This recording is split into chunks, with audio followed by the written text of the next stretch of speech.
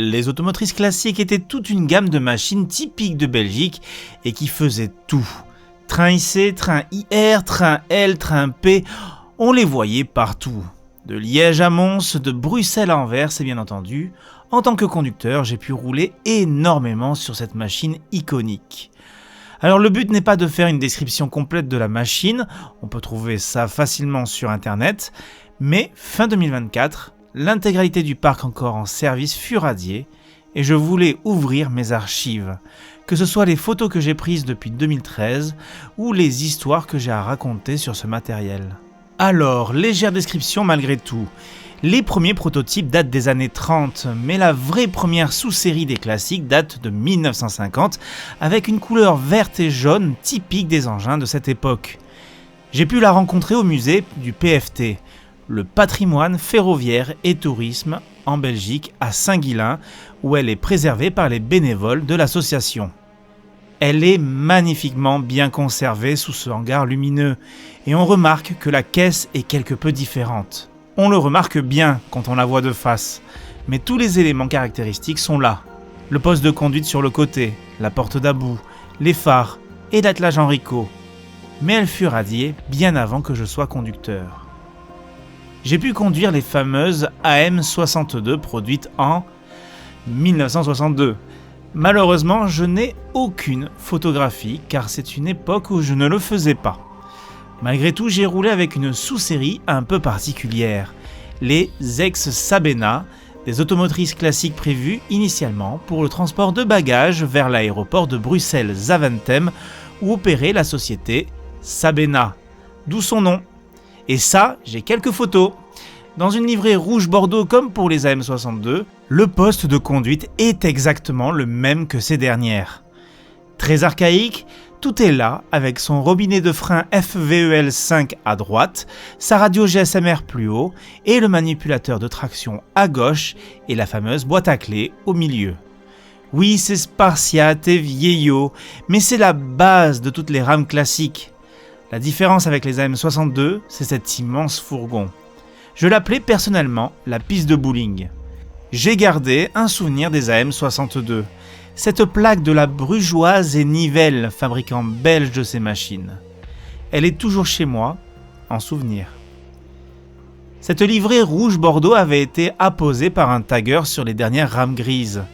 On y voyait l'ancienne couleur se montrer après une sorte de déchirure. C'était tellement simple et rendant un hommage à un passé de cette série que la SNCB décida de garder un temps cette livrée. À partir des années 2019, j'ai photographié bien plus cette machine. Dès que possible, dès que l'occasion s'y présentait, j'immortalisais mes trains. De nuit, au crépuscule, de jour, ce morceau de l'histoire ferroviaire belge se devait d'être archivé. L'attelage Enrico qui se verrouille avec une autre rame, son bruit sifflant, si caractéristique, et chose plus rare, une vidéo de mon cru d'une arrivée d'AM classique à Charleroi.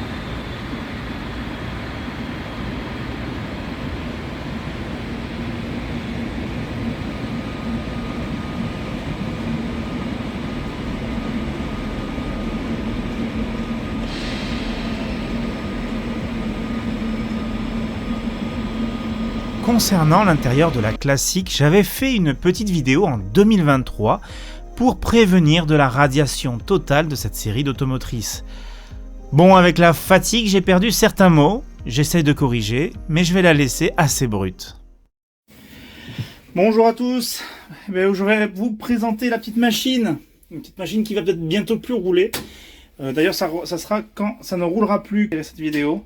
Alors voilà le poste de conduite d'une classique avec le Hassler Bern, donc qui est notre tachymètre. Le poste de conduite, alors avec les pantographes, les compresseurs, pour mettre les compresseurs, pour avoir de l'air et de la basse tension. Le secours, le chauffage train, contrôle c'est pour avoir la traction, ça c'est pour réarmer le disjoncteur, donc le dur. Ça c'est le shunt, c'est notre nitro à nous.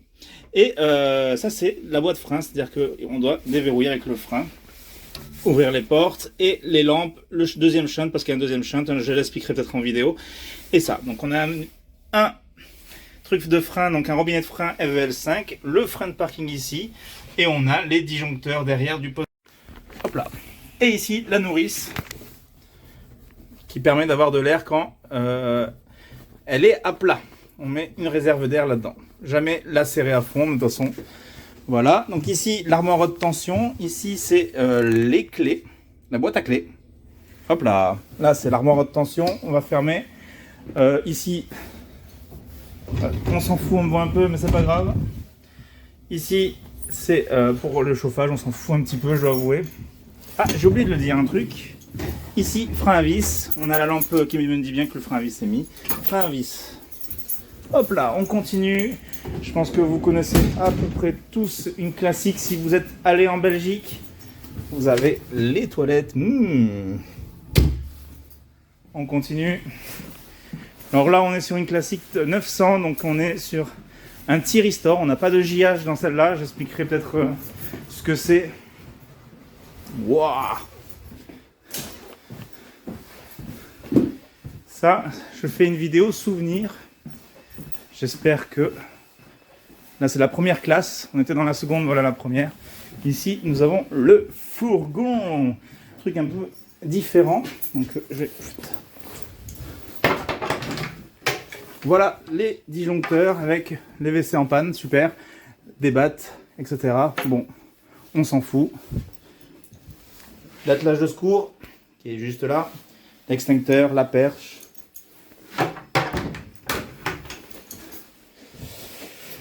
Et voilà le poste de conduite, je le laisse en service, hein, c'est prévu comme ça ici. Est-ce que je peux mettre un peu de lumière? Voilà. Avec encore un frein à vis demi. Et les autres disjoncteurs. Et le robinet qui est mis en mode ce qu'il faut hein, pour le mettre en maintien de service. Et notre tachymètre avec le Hassler qu'on peut remonter. Livre de bord. Les clés. On va remettre à leur place. Ici. Et la radio. Voilà. C'était la classique, les amis. Le poste de conduite était plus correct et présentable que sur la M62. Mais les appareils sont à la même place. Quand je conduisais, j'avais un tic particulier. Mon genou droit était toujours placé de la même façon, car on n'a que très peu de place dans ce poste de conduite assez étriqué. Il fallait qu'il soit contre le bâti du PC, afin que je sois mieux installé. J'aimais beaucoup les anciens tachymètres, les Hassler & Bern, qu'il fallait remonter. J'en avais fait une petite vidéo aussi qu'il fallait faire à la préparation afin que l'enregistreur puisse faire correctement son travail. Je la laisse en entier pour vous montrer la lenteur du processus.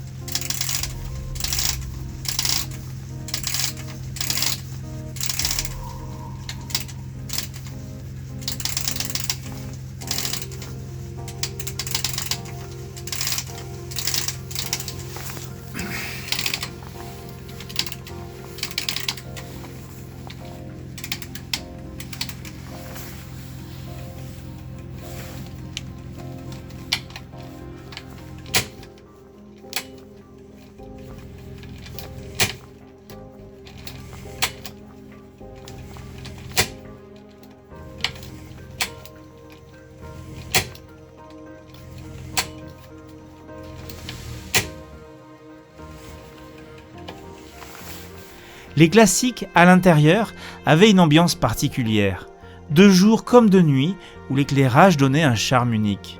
Pourtant, tout ne fut pas un long fleuve tranquille avec ces machines. En 1974, il y a eu la catastrophe ferroviaire de Lutre, mais aussi celle de Pécro plus tard, et enfin, celle de Beusingen. Ces machines étant partout, elles étaient susceptibles d'être aussi dans les accidents ferroviaires du XXe siècle et du début du XXIe siècle. Je voulais en dire un mot, car c'est aussi important pour moi d'en parler. Pour faire une transition avec ces événements dramatiques que j'aborderai peut-être dans une future vidéo, je vous propose un ASMR poste de conduite de classique sous la pluie.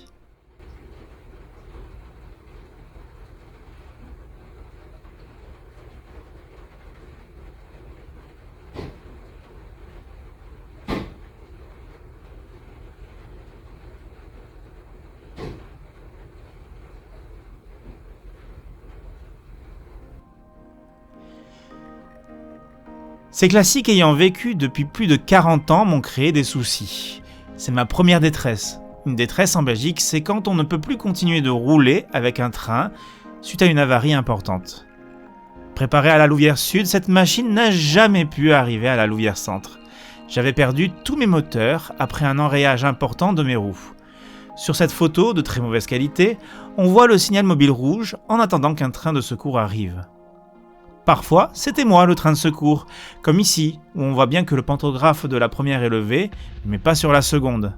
C'est aussi le seul moment où je suis entré dans l'armoire haute tension pour vérifier que les moteurs de cette dernière soient bien isolés, avec les sectionneurs bien à l'horizontale.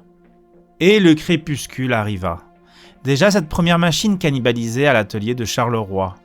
On parle de cannibalisation quand on vient récupérer les pièces pour réparer les autres machines. Ce fut le premier signe de leur fin, et je photographiais mes derniers parcours avec, comme ici, au terminus d'Essen, où j'effectuais pour la dernière fois un train IC Charleroi-Essen avec une 800 en plus. Mais aussi les derniers parcours sur les trains L, comme à Manage, où on avait 10 minutes d'attente pour pouvoir entendre son bruit significatif, ou à Lutre avec ses 50 minutes de pause. Début 2024, les classiques partaient à la retraite à une vitesse édifiante, souvent au crochet d'une locomotive type 77 comme ici à Mons. Ensuite, on inversait les voitures pour pouvoir plus facilement les transporter vers la casse avec le crochet de traction. Mon dernier train était un Charleroi jambes avec la 962. J'ai donc immortalisé une dernière fois mon parcours avec une photo à Charleroi, puis une photo à jambes sous un magnifique soleil d'août. Enfin, le 8 décembre 2024, c'est la dernière fois que je voyais une automotrice classique sur le réseau belge. Sa radiation totale arriva une semaine plus tard. Voilà mon hommage à la grand-mère du rail belge. C'est la fin d'une époque qui durera plus de 40 ans. Et pour terminer, c'est la première fois qu'on me photographia à la conduite d'un train, comme ici, avec un cliché de ma mère, ce qui a toute son importance. J'espère que cette vidéo vous a plu. N'hésitez pas à vous abonner, à partager, à commenter pour que je puisse vous raconter encore des histoires ferroviaires dans le futur. Salut à tous. Bon, petite vidéo pour montrer comment avoir la clim dans les trains classiques. Alors, on ouvre la porte. Voilà. Pas facile avec le téléphone. Voilà. Et on ouvre. Et on fait passer. Je sais pas si ça se voit, mais on fait passer le truc derrière, le loquet derrière. Et voilà. Et voilà, vous avez une clim dans les trains classiques.